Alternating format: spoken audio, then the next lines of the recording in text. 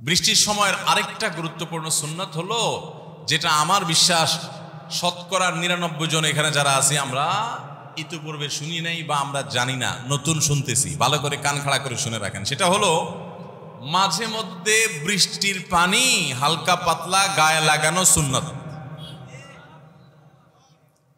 মাঝে মধ্যে বৃষ্টির পানি হালকা পাতলা একটু শরীরে লাগানো কি সুন্নাত।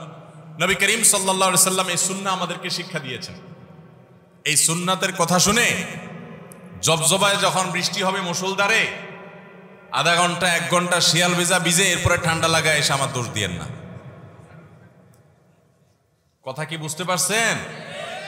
হালকা পাতলা বৃষ্টির পানি গায়ে লাগানো, যার যতটুকু সহ্য করার ক্ষমতা আছে, কারোর ঠান্ডা অ্যালার্জি আছে, কারোর অন্য সমস্যা আছে, সেগুলো মাথায় রেখে যার যতটুকু সহন করার ক্ষমতা আছে ততটুকু আমরা করব। বৃষ্টির পানি, বাংলাদেশের মানুষ বৃষ্টি প্রধান, বৃষ্টি প্রবণ আমাদের প্রকৃতি, এখানে প্রায় বৃষ্টি হয়, বাদল দিনে বৃষ্টি হতেই থাকে অনবরত। তো বৃষ্টির পানি গায়ে লাগে না এরকম তো আমাদের কারোরই হয় না, সবারই কম বেশি গায়ে। কিন্তু বৃষ্টির পানি যখন গায়ে লাগে তখন দৌড় দিয়ে আমরা হয়তো কোথাও লুকাই, কোথাও ছাতা নেওয়ার চেষ্টা করি। এই চেষ্টা করাটাও ঠিক আছে, এটাও দোষের না। কিন্তু বৃষ্টির পানি যখন পড়ে গায়ে, মাঝে মধ্যে নিয়ত করে নিব যে নবী সাল্লাল্লাহু আলাইহি সাল্লাম এই বৃষ্টির পানিকে আল্লাহর রহমত, আল্লাহর করুণা হিসেবে আখ্যায়িত করেছেন, আসমান থেকে উপরের দিক থেকে এসেছে।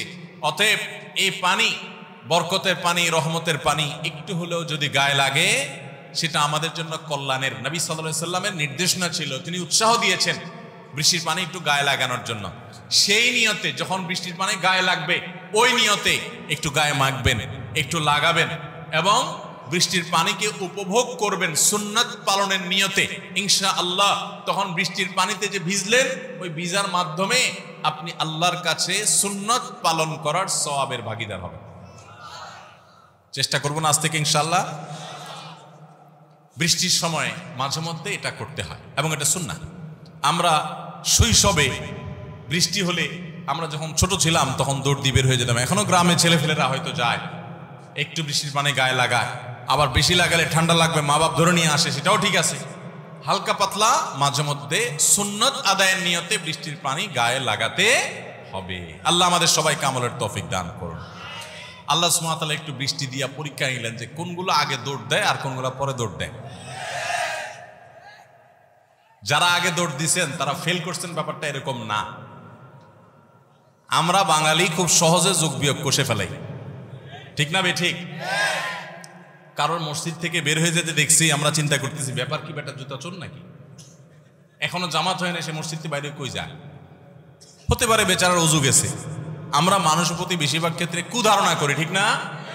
এই যে যারা উঠে গেছে এতক্ষণ সবাই তো খুব জোরে জোরে ঠিক ঠিক বললেন যে এরা পরীক্ষা ফেল করছে, উঠে গেছে, ব্যাপারটা এত সহজ না। হতে পারে তার ঠান্ডার অ্যালার্জি আছে, তাহলে নিজের শরীরকে কষ্ট দেওয়া, নিজেকে অসুস্থতার দিকে ঠেলে দেওয়া, এটা বরং নিষেধ। আল্লাহ বলেছেন ওয়ালা তুলকু বিআইদিকুম ইলা তাহলুকা, তোমাদেরকে ধ্বংসের দিকে নিজেদেরকে নিজেরা ঠেলে দিবা না, এটা ঠিক না।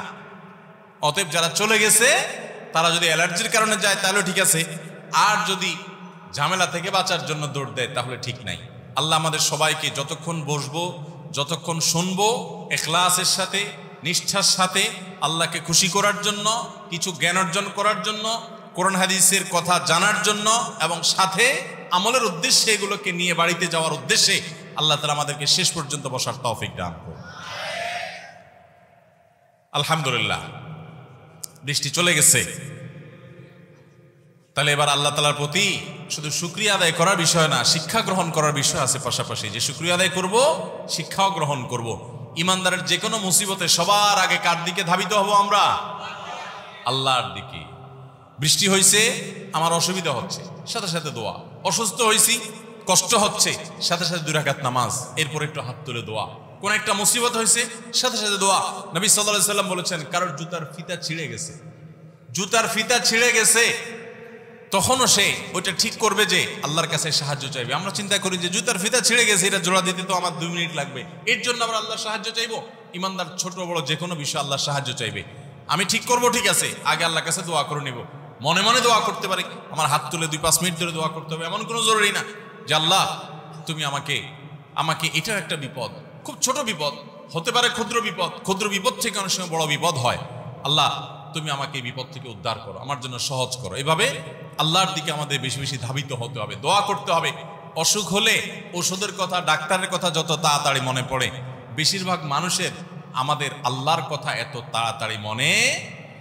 এই যে বৃষ্টি শুরু হয়ে গেল, দৌড় দিয়া পালানোর কথা যত তাড়াতাড়ি মনে হয়েছে, বৃষ্টির দোয়াটা পড়ার কথা এত তাড়াতাড়ি মনে। এই বৃষ্টি না আসলে এতগুলো কথা আমরা শুনতে পারতাম? আমি তো আজকে বৃষ্টির ওয়াজ করার কথা না, তো আল্লাহ তাআলা কয়েক ফোঁটা বৃষ্টির পানি ফালায়া এই উসিলা আমাদেরকে বৃষ্টি সংক্রান্ত অনেকগুলো কোরআন হাদিসের কথা শোনার তৌফিক দিয়ে দিয়েছেন, আলহামদুলিল্লাহ। তাহলে এই বৃষ্টি আমাদের জন্য কল্যাণের হয়েছে না অকল্যাণের? এইটা তো একটা আমরা দেখলাম, এরকম আমাদের অজান্তে আরো বহু কল্যাণ থাকতে পারে। আল্লাহ আমাদের সবাইকে কোরআন এবং হাদিস দ্বারা আমাদের জীবনকে আলোকিত করার তৌফিক দান করুন। ভাইরা আমার, অনাবৃষ্টি আপনারা ভুলে গেছেন কিনা আমি জানি না। গত বছরের কথা, গ্রীষ্মে এত পরিমাণ গরম ছিল বাংলাদেশে, এবং আবহাওয়াবিদরা বলছেন যে সামনের বছর নাকি, সামনের গরমে নাকি আরো ভয়াবহ গরম আসছে। এই বছর শীতেও বাংলাদেশে ভয়াবহ শীত ছিল, এত শীত কখনো ছিল না। এবং গেল আপনার বর্ষার মৌসুম প্রায় পার হতে যাচ্ছিল, কিন্তু বৃষ্টি হচ্ছিল না।